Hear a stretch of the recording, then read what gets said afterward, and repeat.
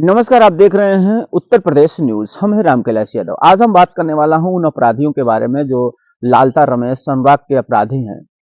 उन लोगों का कब्जा जो हटाया गया, 40 वर्षों का कब्जा था। इतने प्रधान आए और गए, अभी तक किसी ने क्यों नहीं हटाया? क्या आप लोग जानते हैं? यही चीजें इस पे हम चर्चा करने वाला हूं। अगर हम बात कर लेते हैं और भी आने वाले प्रधान की, तो जमीन के बारे में सबको पता था कि वहां पर चक्रोट है और वहां पर सरकारी जमीन है जो लालता रमेश कब्जा कर रखे हैं। कई वर्षों से कब्जा किए हैं। कितने? 40 वर्षों से। और 40 वर्षों में बहुत से प्रधान आए और बहुत से प्रधान चले भी गए, लेकिन किसी की हिम्मत नहीं होती थी। क्यों? क्योंकि उनके घर में दरोगा भी थे, इससे भी लोग खौफ खाते थे। दरोगा होने के कारण ऐसा बताया जाता है, जो ग्रामीण है और प्रधान जी हैं, वो लोग सब यही बताते हैं, दरोगा होने के कारण वो जिसके ऊपर चाहते थे फर्जी मुकदमा कर देते थे। ऐसे पूरे गांव को मिलाकर के लगभग 20 मुकदमा फर्जी फंसाए हैं। कोई जो है फर्जी मुकदमे में फंसना नहीं चाहता था।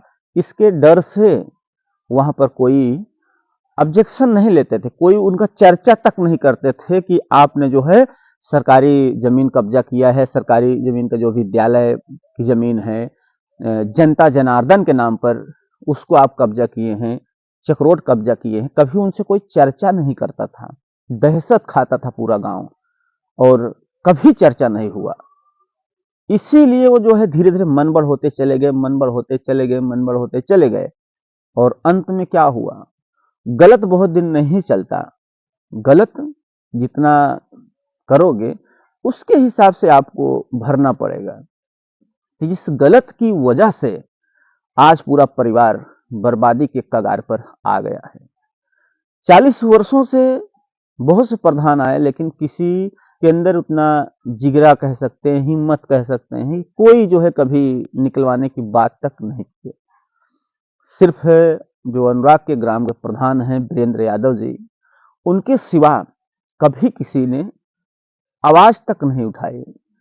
और आज कल ही जो है ऐसा समय आ गया कि वो जमीन को भी खाली करवा लिए। वहां पर जो पहल करने वाले थे, जो इस पर आवाज उठाने वाले थे कि सरकारी विद्यालय का जमीन कब्जा है, वो वीरेंद्र यादव ही हैं।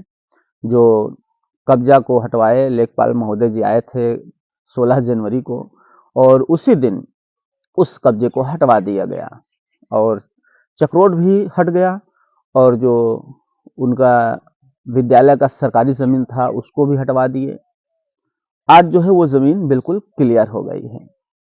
और ऐसे प्रधान के लिए आप लोग क्या कहना चाहेंगे, जो ऐसे सच्चाई और ईमानदारी पर टिके हुए हैं?